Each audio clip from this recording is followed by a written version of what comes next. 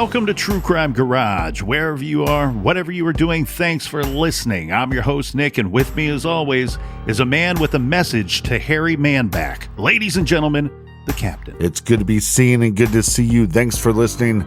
Thanks for telling a friend.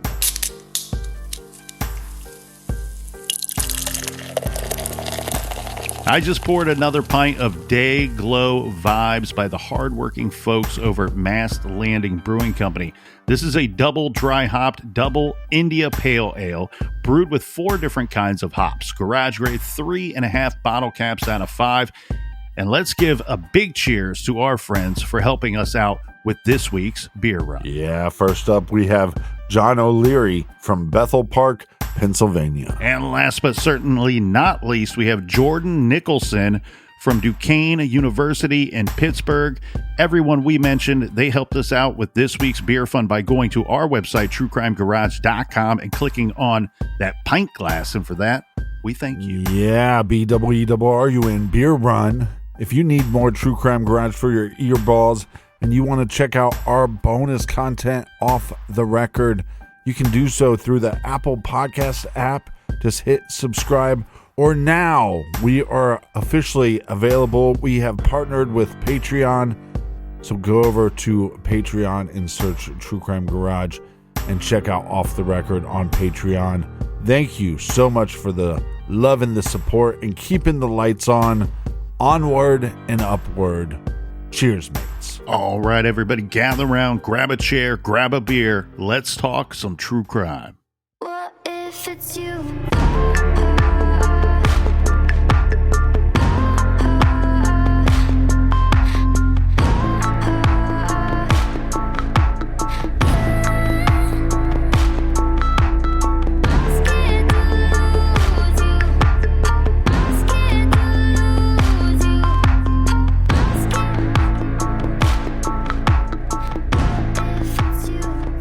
Yeah, and there's some interaction, and maybe I do need to go back and re-listen to Ciro, because there's the weird interaction when they're in court together where Adnan says something to Jay.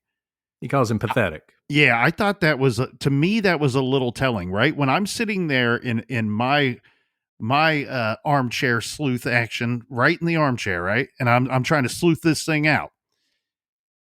I've already come to the conclusion, based off everything I had reviewed to that point, that it's one of 3 scenarios: Adnan, Jay, or Adnan and Jay. And that little interaction, to me, I thought was rather telling. I thought it tipped the scales a little bit for me to believe that it was Adnan. And you know, look, Jay he's certainly not trustworthy. So you always have that in the back of your mind. But and in some weird way, Adnan doing it is Jay's alibi. But that little exchange right there, one, I thought was a little telling. It tipped the scales toward Adnan for me. And then there was something which I can't recall at the moment to do with gloves. That they some statement given about gloves that I felt that it was a statement that Jay gave, and that it had stuck and it carried so much weight with me that I believe that I need to go back and review that. For me, the timeline, one spot that I thought was incredibly interesting was this anonymous phone call that comes in shortly after Hae Min Lee's body is discovered in Leakin Park. And so her body's discovered on February 9th. And of course, there's some period of time that goes by before the body is identified. But on February 12th, the Baltimore City Police Homicide Division received an anonymous phone call suggesting that the investigators should focus on Adnan. Now, 1, do I have that right? And 2, could you guys expand on that a little bit for the listener? Yeah, I'm give me a moment. I'm actually trying to pull up the actual timeline to make sure that's right. But so we talked about a little bit earlier that, they focused on Adnan from the beginning, and this was all about railroading him and this sort of idea about this case. And that's what you hear from some people. And it seems like it's actually pretty clear that they didn't really focus on Adnan until this phone call you're talking about. And there was this, and I got to tell you, it is one of those, you got to be careful with rabbit holes in this case. Because if you let yourself get sucked down into rabbit holes, you'll be lost forever. And this is one of those that I would love to know who called. Right? It's February 12th is when that call comes in. The same day, by the way, that Baltimore has 15 police officers who spend the entire day canvassing Baltimore looking for that car. They're looking for that car, trying to find what they think is going to be a vehicle that's going to have a lot of evidence in it. So this phone call comes into them on February 12th. It's a few days after Hae's body has been found. And yeah, it's an anonymous caller. The officer describes them as an Asian male in his notes. When they testify about it at trial, he actually says he meant Indian, which is interesting because I think most people, when they hear Asian, they're thinking more sort of Japanese, Chinese, something along those lines. Indian is closer to Pakistani, which is Adnan's racial background. And it makes you wonder, is this someone who knows Adnan? Is it someone from the mosque? Is it someone that he might have been friends with? A lot of people have spent a lot of time trying to figure out exactly who that is.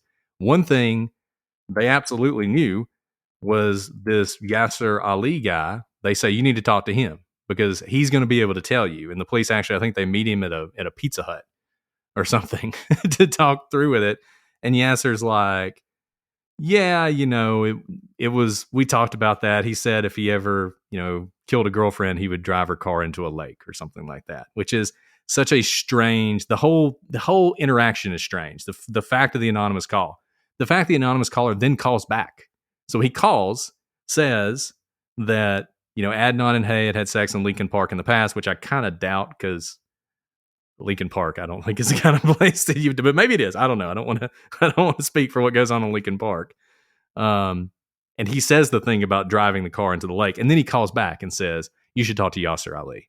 And when they talk to Yasser's like, kind of had a conversation like that, but not exactly. So whoever it was kind of knew enough to be dangerous, but maybe didn't know a lot. And like I said, it's a rabbit hole you can go down, but I don't think you're going to find any answers to it. But knew enough to send police in the right direction of talking to somebody that does say, yes, we had some kind of bizarre conversation at one point in our friendship. And it sounds like it's probably well before the fact that she's eventually killed, but that he says something to the effect, if I ever killed someone or if I ever killed a girlfriend, I would dispose of the vehicle in this manner. And what's interesting about it is that is what sets him off on Adnan. So that happens, they get this weird phone call that's on the 12th. On the 15th, they're talking to this guy at the Pizza Hut, right? The next day, they pull Adnan's cell phone records. And it's when they pull his cell phone records and they start looking at the phone calls and they see a call that comes up over and over again. And it's Jen Pusateri. And then they go talk to Jen and Jen says, I don't know anything. And they're like, they leave. And in their notes, if you read the notes, they're like, spoke to Jen Pusateri. She doesn't have anything to say. And then the next day, Jen shows up with her lawyer and her mother and tells them the story that is going to become the story that we hear over and over and over again. Yeah, I've never had a conversation with a friend about killing a girlfriend. I have had several conversations about killing a co-host. No comment. The bizarreness. You're being recorded. The really right? bizarre part of that too, that makes you believe that conversation took place. One, yeah, we have Yasser saying that yes, that conversation happened, but let's set that aside for a second. It's the added detail of not just like, oh, we're having this bizarre conversation of killing somebody. What if? But oh, by the way, this is how I would dispose of their vehicle. It's that added detail that makes it just ring true.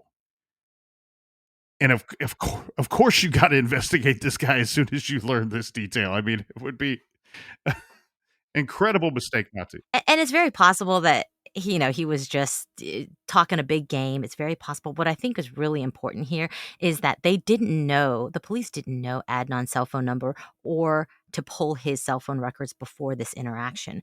And so we're talking about mid-February at this point. It's, this cuts against the narrative that the police, knew she was missing and immediately zeroed in on Adnan as the main suspect. By all accounts, they weren't looking at him really with any seriousness up until this point. Otherwise, they would have probably found some way to subpoena his records much earlier on. Well, and there's a lot of indicators too to suggest that there was not a whole lot of an investigating going on until her body's found. I think that's right.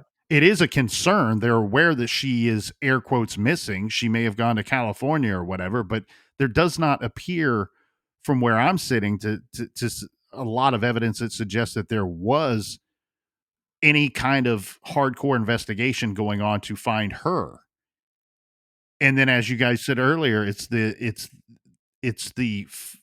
discovery of her body, of her remains, that now 180 degrees flips this investigation, and now the importance of finding her vehicle. And I think Baltimore treated this like they treat a lot of stuff. They've got way too many murders to investigate and way too many probably actual abductions to investigate to worry about some 18-year-old girl who decided to go off, to California or something. I think they really, and I don't want to be, we talk about this so much. When police do this, when the initial call comes in and they don't take it seriously, and then 2 weeks later, 3 weeks later, 4 weeks later, you have a murder on your hands.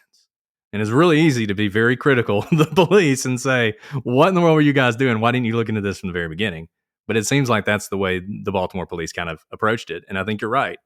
Until they found her body, that's when it really starts to ramp up. And you see that. And you see that with all the searches for the cars, sending out the police, the BOLOs, requesting a helicopter, all these efforts to find that car. Because I think they realized if we find the car, we might be able to figure this out. The car is going to be the key.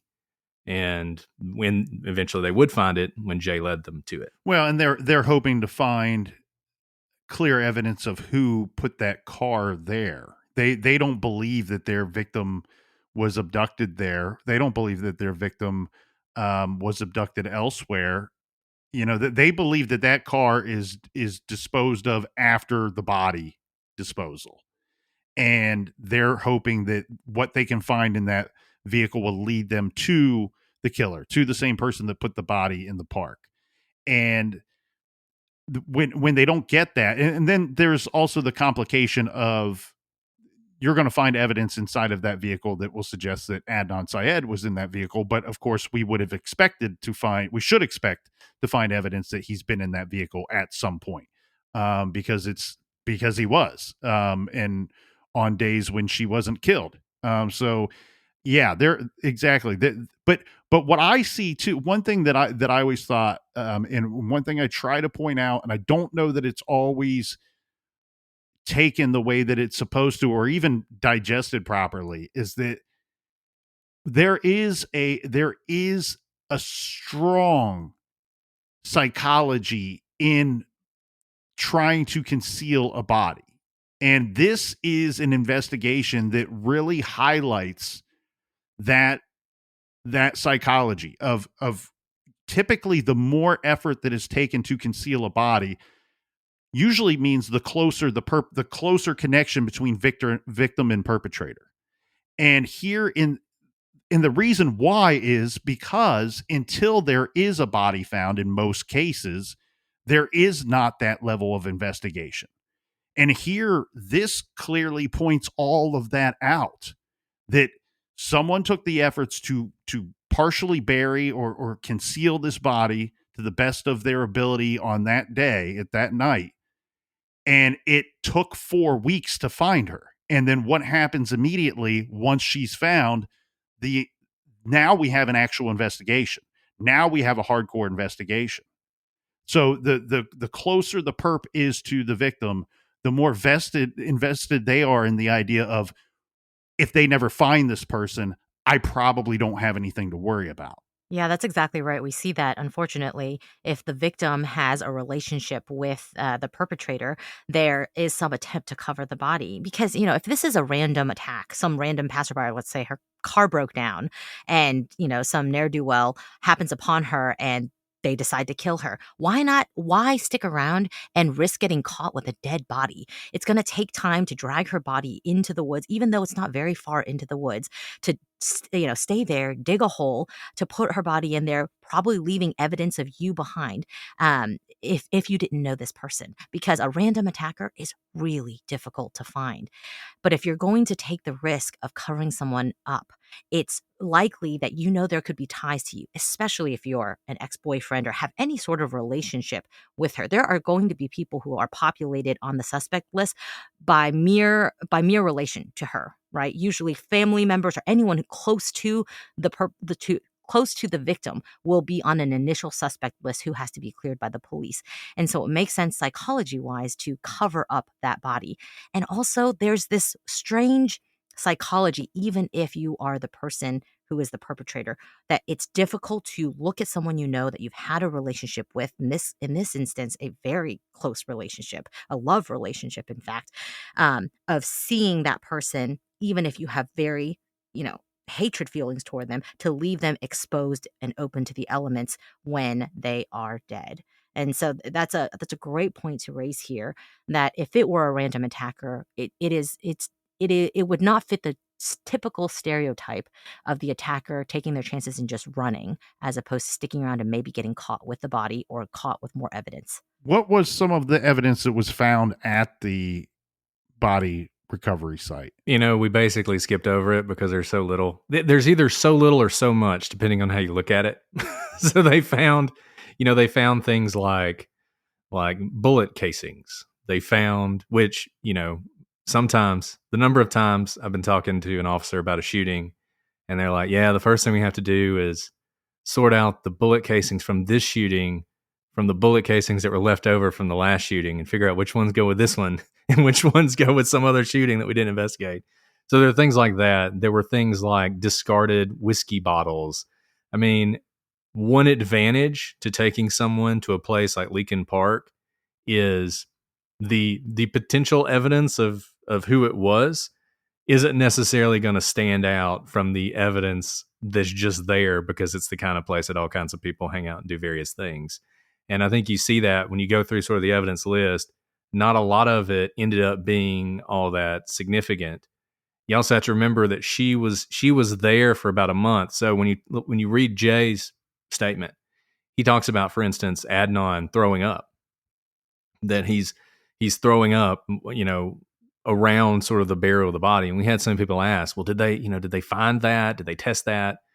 It's like, it was a month later. It's not going to be left. So the thing about the case that I think trips a lot of people up, there's not a lot of physical evidence. As you pointed out, the fingerprints, they're interesting. There's some interesting fingerprints in this case, but it's easy to say Adnan was in her car a lot. I'll give you a couple examples.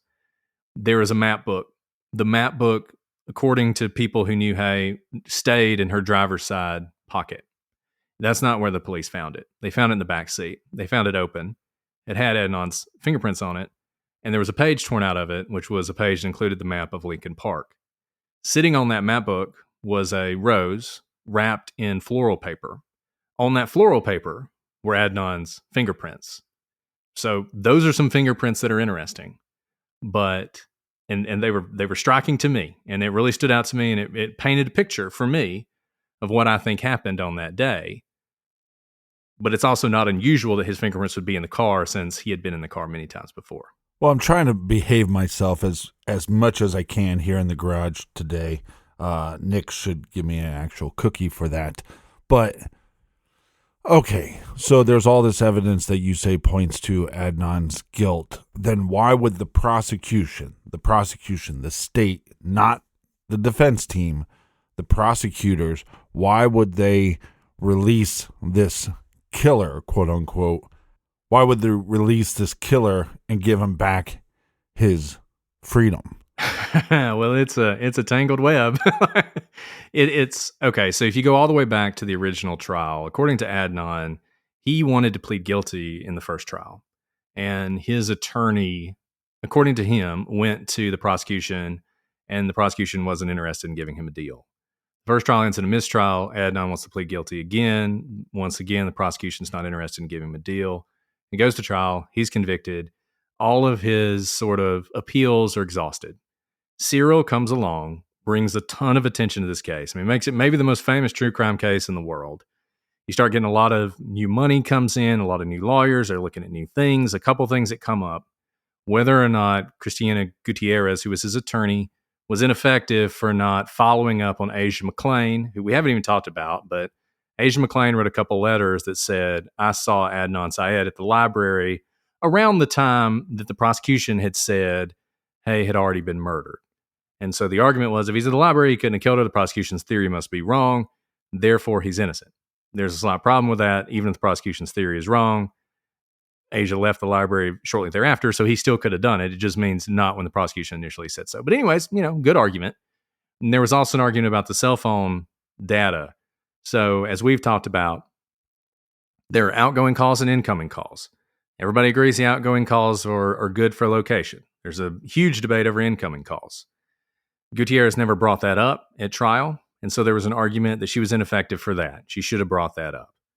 And those two issues, there's much later something called post-conviction review, which can happen if there's new evidence that comes to light, things that you didn't know about before. Initially, the judge who heard the case says, yeah, I think she was ineffective. She should have talked to Asia. She should have questioned this cell phone data more. New trial. It gets appealed, and eventually that ruling gets overturned. No new trial. Goes away. So at that point, Maryland passes a couple laws. One of them says that if someone is under 18 at the time they commit a murder and they get a life sentence, that sentence can be reconsidered. This follows along with a lot of Supreme Court precedent that's really questioning whether or not people under the age of 18 should get life without parole or the death penalty. It's the same sort of thing.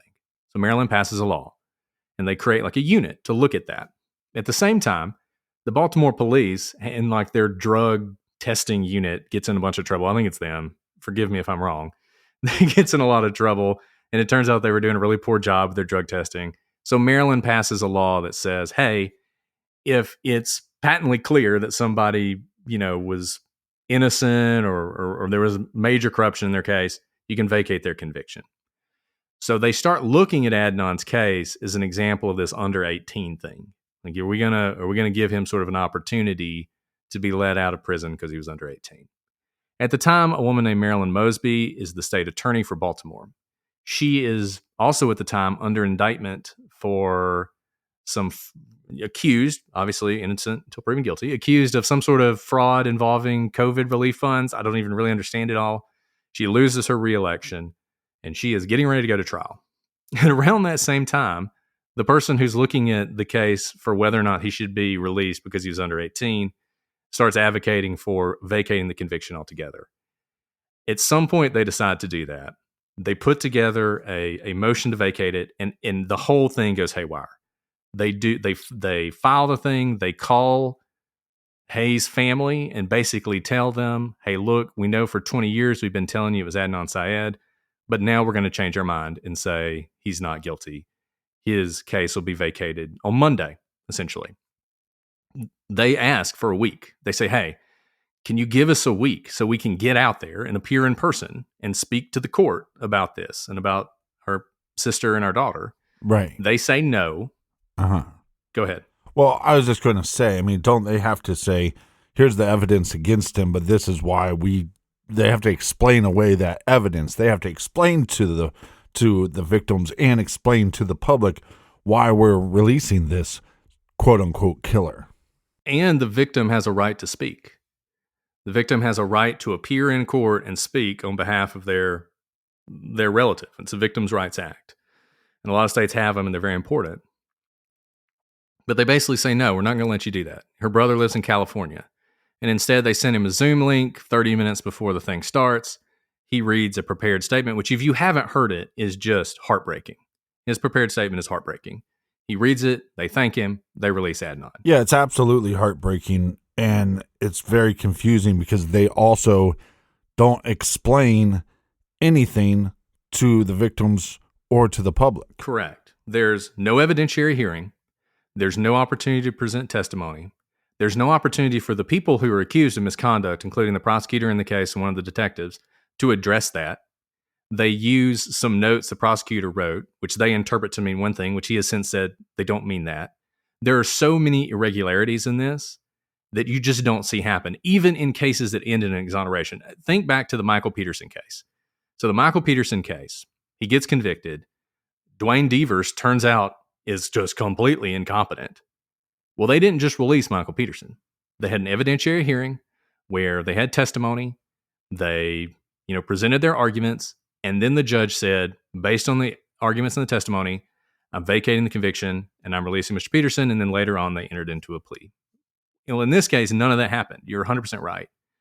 And they just, in a whirlwind, they vacate the conviction. Marilyn Mosby goes out and declares that Adnan Syed is innocent. A couple weeks later, they get back the DNA results from Hae's shoes that are inconclusive. It's the best thing you can describe them. There's an unknown touch DNA on her shoes that aren't Adnan's, and for some reason, that means it wasn't him.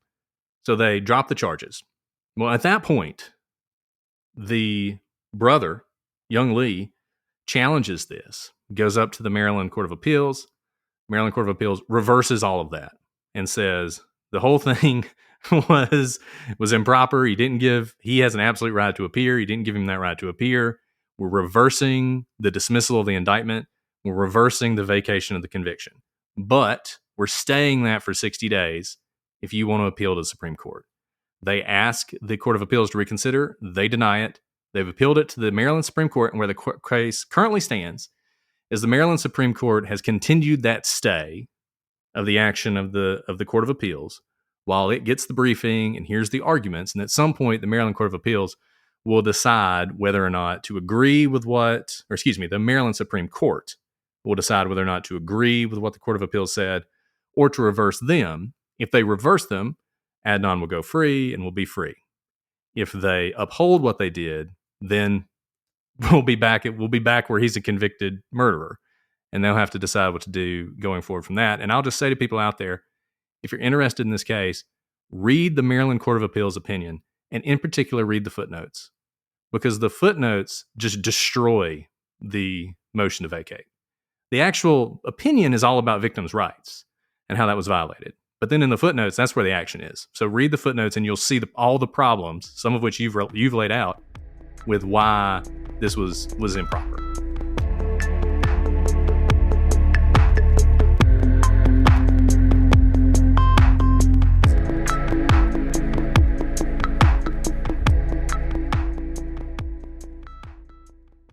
This show is sponsored by BetterHelp. Do you ever find that just as you are trying to fall asleep, your brain suddenly won't stop talking? Do your thoughts start racing right before bed or at other inopportune moments? It turns out one great way to make those racing thoughts go away is to talk them through.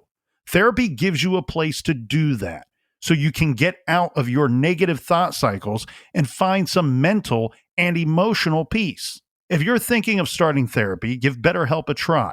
It's entirely online, designed to be convenient, flexible, and suited to your schedule.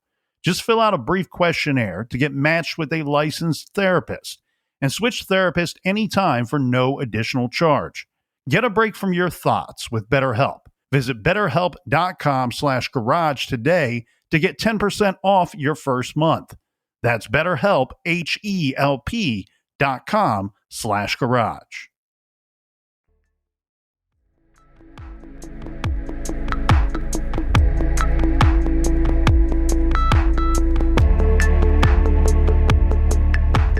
Well, it's also, I think, really irresponsible because if I'm Hae Min Lee's brother and I believe that Adnan Syed killed my sister, strangled her, and they did not give me the evidence to understand why they're letting a murderer out, you better get security for that guy. Because I'm coming after him. I just think it's very irresponsible. Not just believe that this guy killed your sister, but being told by the state for 20 years that this guy killed your sister, Right. and then offered no other explanation as to, oh, well, we've changed our minds. Now, Alice, maybe you can help me out with this here. What is a Brady violation, and was there one in this case? Sure. So a Brady violation comes from the Supreme Court, stating in the case Maryland versus Brady that if the prosecution has to turn over, has very stringent discovery obligations, as it should, because it's the investigative body and the evidence is in its hands. It has to turn over all evidence, but not just evidence that the person they've arrested is guilty of the crime. They also have to turn over any evidence that could potentially be used by the defense to argue their side of the story.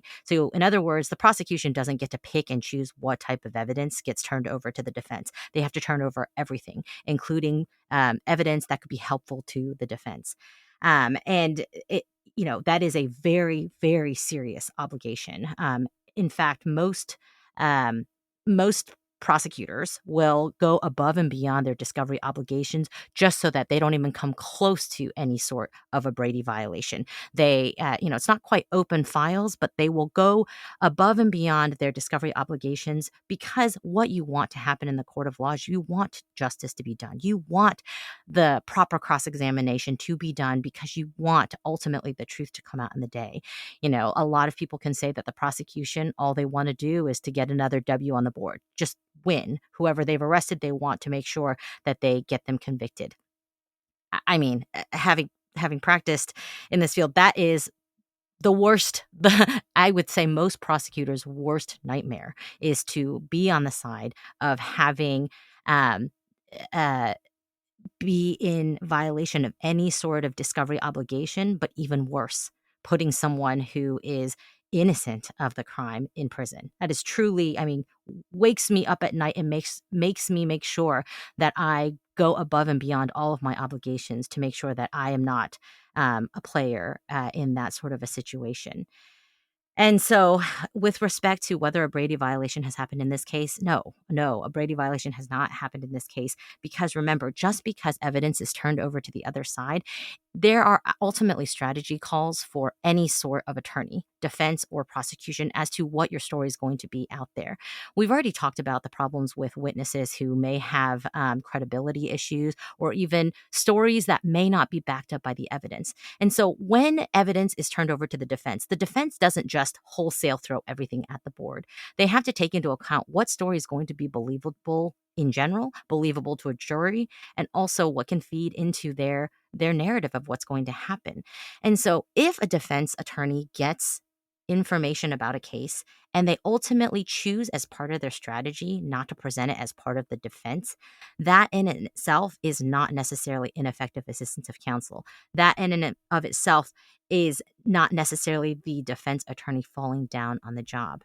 And shifting to information that could or could not be Brady violation, just because a piece of evidence could look good for the defense doesn't necessarily mean it rises to the level of a Brady, of being Brady material.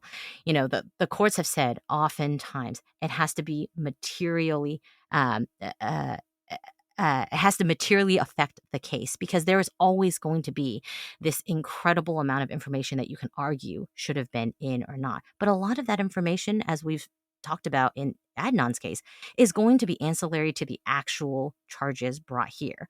An investigative file is, you have to draw a boundary somewhere. Otherwise, the amount of information that could come in is not helpful, is duplicative, and could also just merely be confusing if they have nothing to do with the case here. Yeah, and I think when you think about this, not every discovery violation is a Brady violation.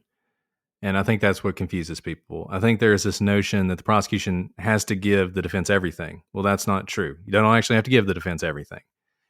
But even if you didn't give them something you should have, that doesn't mean it's a Brady violation. You also have to prove that had you given it to them, it would have had an effect, and usually a pretty big one, on the case. And a lot of times, if the evidence is overwhelming anyway, it won't even matter. And I think people miss all those little nuances. And to me, it was wild that the prosecution or the state in this case included possible Brady violations as a reason to vacate this conviction. And the Attorney General of Maryland even came out and said, none of this is a Brady violation. And it wasn't. And honestly, and this goes back, we talked about this we have another podcast called Legal Briefs where we talked about this. This should have been argued in a court of law. There should have been argument about this with two sides debating it and putting on evidence and putting people on the stand and making them answer for the things they'd done. And that should have been done not only for Hae and not only for Adnan, but because the justice system is about the public too. And it's about ensuring that the public has faith that whatever you're doing is the right thing. And they did this essentially in the dead of the night, behind closed doors, without any presentation of evidence. And it bothered us then. And when we looked into the case and we realized how strong the case was, it bothered us even more. But this is not a case where he might be guilty, but his constitutional rights were violated so egregiously he should be out. That did not happen in this case. Well, one thing that I learned is that there's the two trials, the first trial and the second trial, and that at both trials that Adnan wanted to plead guilty. To me, that seems like somebody wanting to either just make a deal to save themselves or possibly wanting to confess.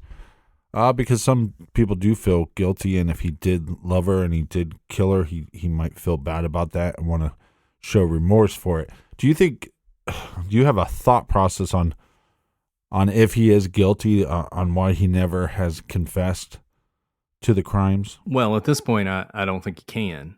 I mean, like you said, I don't live in Adnan's head, but at this point, yeah, I mean, just imagine you were in his circumstances where the entire world is divided over whether or not you're innocent or guilty. You have people who've invested everything in proving your innocence. And I don't think this is the only case you see this in. You know, we talked about the Jeffrey McDonald case way back when. And I don't know I don't remember what you guys said about that case, but I feel like you're on the same page as we are. You know, Jeffrey McDonald, he is guilty. Jeffrey McDonald, he killed his family. He's so obviously guilty. And yet, to this day, he won't admit it. And you have people who will make that argument. If he just admitted it, he could get parole, but he won't admit it. That must mean he's innocent. And like I said, I'm not in his mind and I'm not a psychologist, but I think that ignores some pretty strong psychology when you think that's true. I think it was much easier for Adnan when he's, 18 and being charged with murder and the trial's about to happen to plead guilty at that point, get a whatever sentence he would get and move on with his life. Now his entire being is wrapped up in being wrongfully convicted. Well, and that's what he wanted. That's what he would have wanted 20 years ago, right? For a room divided, which he didn't get. And I mean, that's what a defense attorney wants to get to, a room divided, because then they're not convicting your guy. And now he has a room divided. And I'm the one that brought up psychology, so I kind of circle back around to that too. I think there's some weird psychology about the whole serial presentation as well. And I don't think it's intentional on their behalf. I think it's just human nature. So, they're journalists, they're telling a story, but right out the gate, just like they would in a sit-down meeting with their editor or with their boss, right out the gate in serial, they're saying, why are we doing this story? Why are we covering this story? Well, we're covering it because there's someone who tells us that their loved one has been wrongfully convicted or didn't get a fair trial, and he's been in prison all these years for a murder that he didn't commit. That's why we are doing this story. And so I think it's human nature when you're tuning in right out the gate, that seed has been planted in your brain. And as you continue to listen and as you continue to invest your time in listening to this story, that seed has already been planted that, well, they're doing the story because he's innocent, wrongfully convicted. And I'm now continuing to listen and giving that more weight and credibility on some weird psychology, human nature level, because that seed has been planted a long time ago. Look, I think group dynamics happen all the time. They happen in courtrooms too. They happen with juries. You have 12 people You get into a jury room. I've never served on a jury. I wish I could. But you can imagine if you take that first vote and 11 people say guilty and you're the only one saying innocent, maybe you spend the whole time trying to prove everybody else wrong, or maybe you start to reconsider, why these people that you've spent some time with and gotten to know and all seem like normal, rational people think the person's guilty. And there's nothing wrong with that. That's actually one of the ways it's supposed to work. It's supposed to make you question your own sort of preconceived notions. But I think when it comes to podcasts, and I think it's important to remember this, we try to remember it. It's hard to do. There is always going to be a strong group dynamic of we all want to be in this together. We all want to be cheering for the right side. And I think you saw that with Serial. It very effectively made you want to cheer for Adnan. And maybe by the end, you weren't cheering for him anymore and you'd sort of gone your own way. But very much, there weren't that many people who listened to Serial and were like, I have no idea. There weren't that many people. It was either you strongly felt like he was guilty or you strongly felt like he was innocent. And Serial very effectively did that. And it's really hard to get out of that kind of group mentality. And that psychology, I think, is absolutely there. Well, and for me, I know a lot of people were really infatuated with this case and really have stuck with it and followed it since the first time they listened to Serial. I did not. I very much enjoyed the podcast, but I kind of moved on. There's other cases that piqued my interest, and oh, by the way, we're kind of doing a show about a new case every week too. So I had other things to focus in on. But your guys' podcast for me brought to light some things and brought up some new things for me that I was unaware of that are central to this case. And one was the anonymous phone call. That was something I don't recall ever having any knowledge of. The other thing, and I can't let you go until we talk about this a little bit and bring everybody up to speed as much as right? Because it sounds like this is a bit of a shadowy figure here, but who is Bilal Ahmed or Bilal Ahmed? I think I'm trying to say that as best I can. I'll let Alice take this one. That's a good question. I didn't know this is where you were going, Nick. Of all the things in this case that you could have asked about, I'm not going to say I knew what you were going to ask here. So Bilal is this interesting, like you said, shadowy figure that kind of is part of this case, but not much is really discussed about him, and not really that much is known about him. Basically, we know that we know more about him now than we did at the time that all of this was happening with Hae Min Lee's investigation. But Bilal is someone that was like an older figure within the mosque who knew Adnan. And interestingly enough, we know that Adnan's parents didn't have a cell phone for him, whether he was not allowed to or what have you. He didn't have a cell phone that was paid for by his parents. But we know that Bilal basically opened up a cell phone account under his own name for Adnan. And that's the cell phone we've been talking about here, the one that he left with Jay, all the cell phone pings we're talking about. That cell phone bill is actually opened under Bilal's name. And apparently he had opened this phone account up for Adnan. The day before. The day before, Bret? I think the day before that Hae goes missing. And so, of course, he's going to be an interesting figure here because the cell phone is, activated essentially right before Hae disappears and is murdered. And also, like, who is he? Why is he getting a cell phone for Adnan, who is a teenager at this time?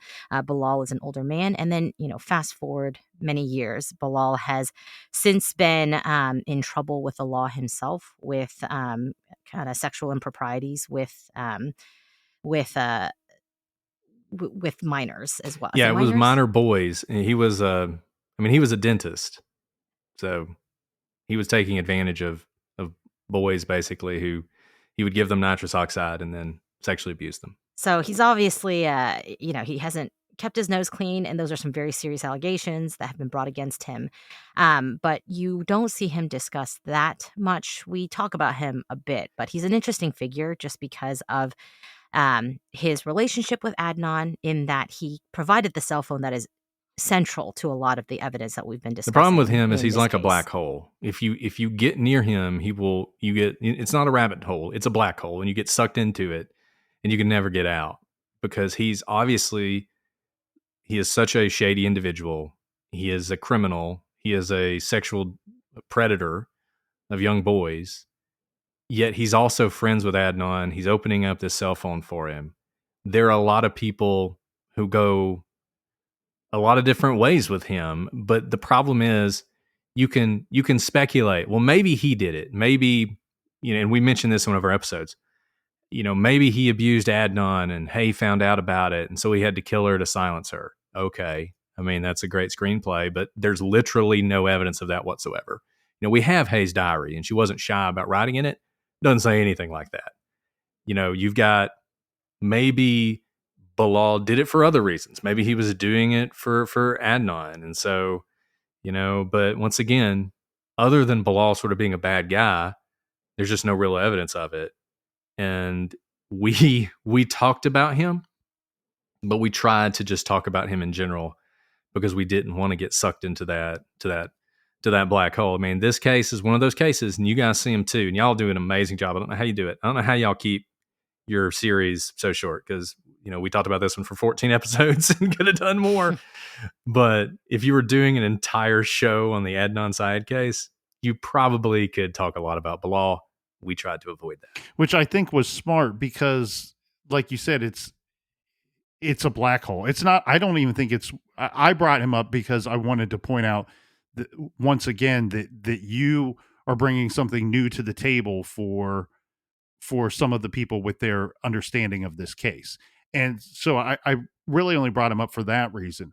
But like you said, he's a black hole because then the problem, if you want to go and make the giant leap that Adnan didn't do this, or that Jay didn't do it, or the two didn't do it together, for it to be anybody else, then you have to also believe that Jay, for whatever weird, inconceivable reason, would lie to police saying he helped bury a body when he didn't, and face severe criminal charges off of that statement.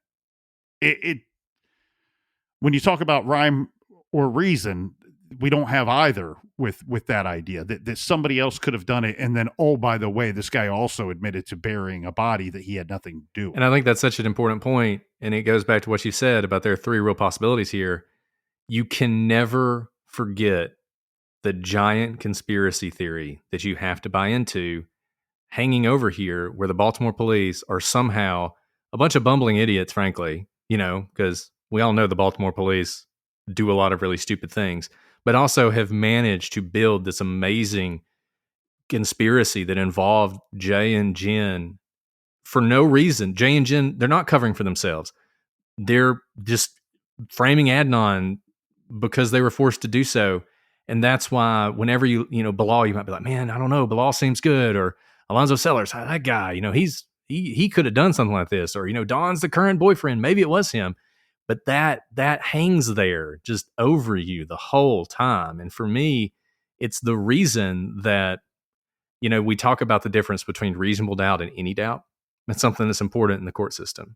And when I look at this case, it is just, I feel it so much, because there are times where I'm sitting around and I'm like, well, I guess something could have happened. Maybe something happened so that Adnan didn't do this. It's hard for me to figure out what it is, but maybe, and then I'm like, but no, that actually is completely unreasonable because of all the things that would have to be true for that to be a fact. And I think you're 100% right. You just keep coming back to that. It can't be the case that Jay is not involved in this at all. It just can't be the case. And for it to be any of those other people, that's what you'd have to believe. Well, I think people put so much weight on whether Jay Wilds is lying or not, and we know he's a liar, but does that mean he's lying about everything?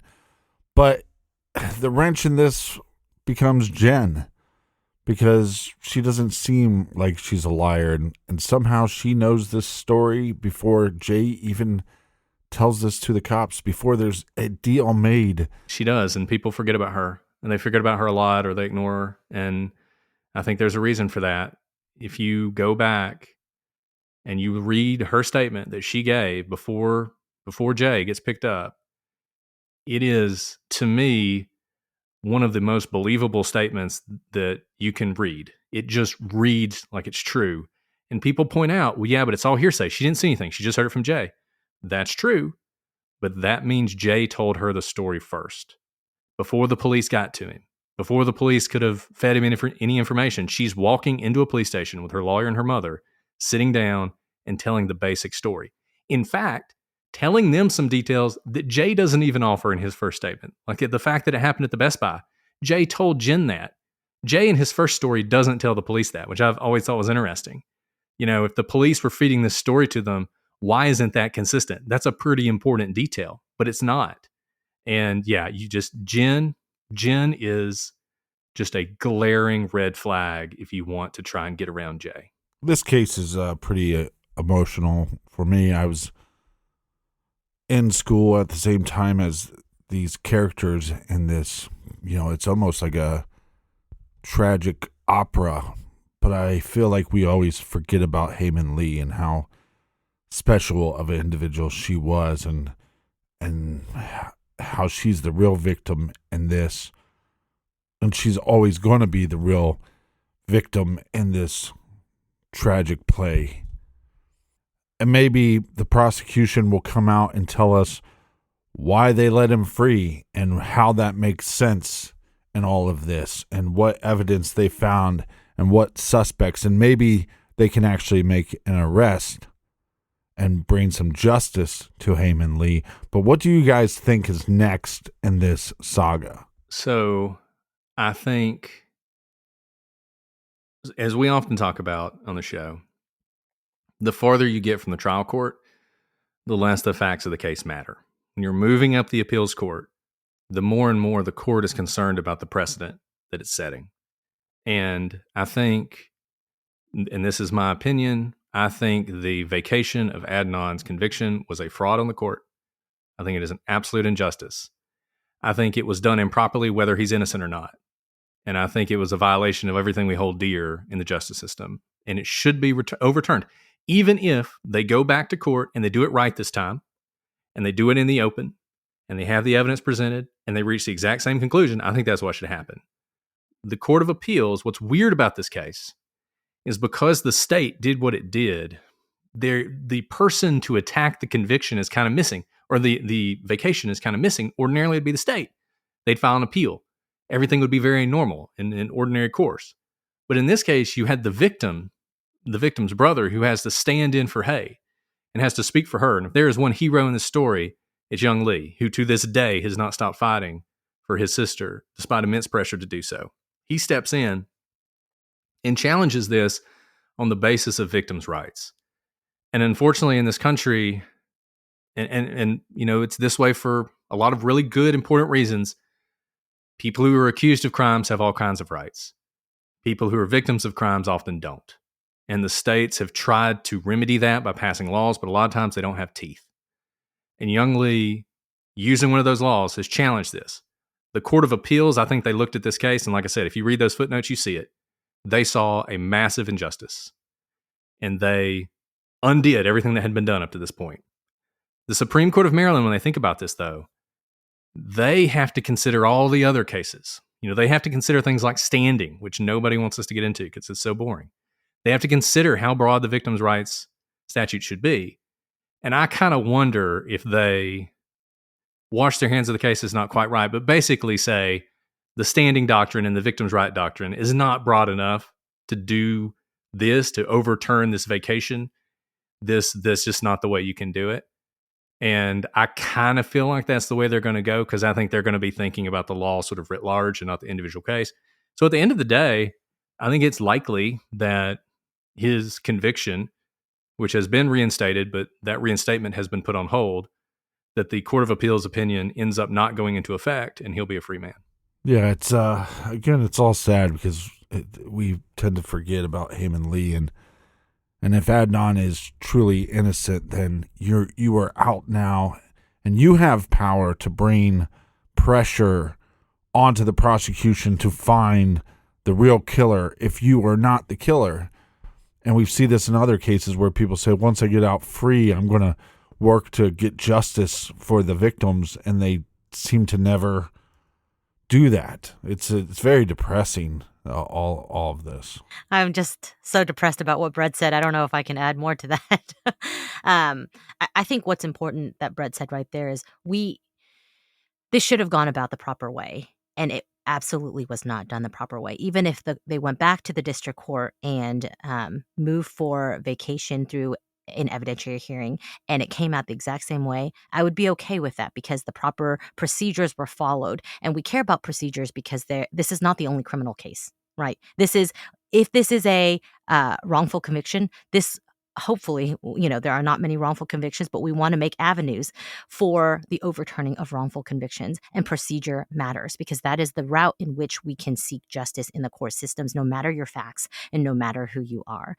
And what has happened in Adnan's case, I think, threatens that because it makes the judiciary system a laughable, completely laughable to others who are looking at the judiciary, especially if they aren't not on the inside and don't know how the judiciary system works.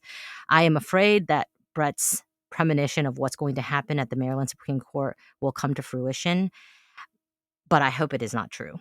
So, we will keep our eyes open for what happens next, but we absolutely do know that what happened in the first instance in terms of his vacation at the district court did not follow the proper procedures.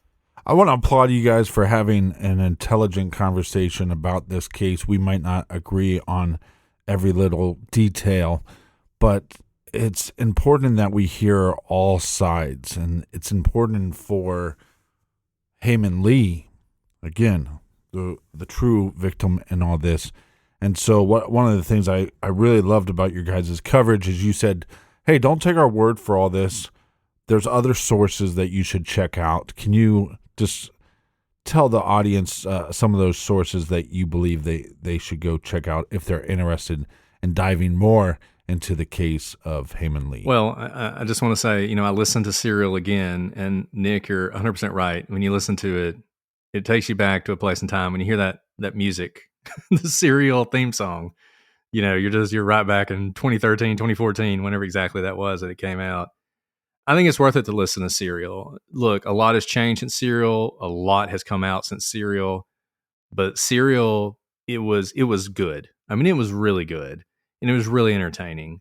And in some ways, a lot of you out there who listen to true crime a lot now, if you listen to Serial, you'll also see a lot of the flaws, and you'll see the little tricks, and you'll see the places where things are sort of obfuscated to keep the mystery going. But I do think you should listen to Serial. And then two of the big programs that I think have done the most for laying out the case for Adnan's innocence. The one that's indispensable is Undisclosed, which is 3 lawyers, including Rabia Chaudhry.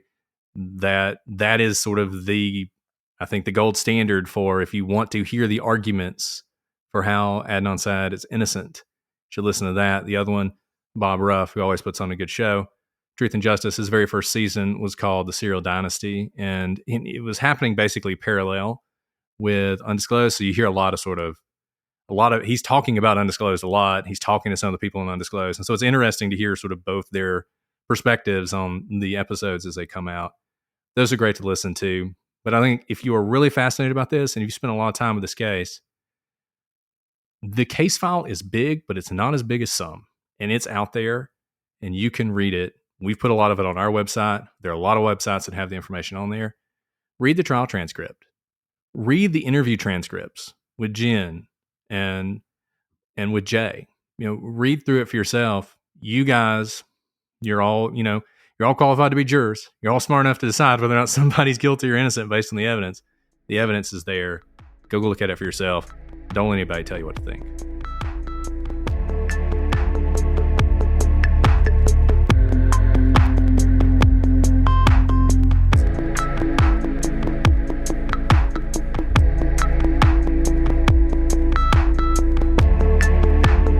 I want to thank everybody for joining us here in the garage. Colonel, do we have any recommended reading for the beautiful listeners? Now, Captain, I know that we have recommended this one before, but it's a great read, and the story shares some unfortunate similarities with the Hae Min Lee case. So this week we are recommending Little Crazy Children by a longtime friend of the show, James Renner. In this true crime story, a young high school couple The girl in this case is Lisa Pruitt. She's just 16 when she is stabbed to death in the affluent neighborhood of Shaker Heights. Lisa had snuck out to go over to her boyfriend's house. She is found outside by police after calls alerting the police to screams heard in the neighborhood. Now, did her boyfriend kill her, or did someone intercept her late that night? You'll want to check out Little Crazy Children, a True Crime Tragedy by James Renner. You can find that great title and many more recommendations on our recommended page, truecrimegarage.com. And until next week, be good, be kind, and don't litter.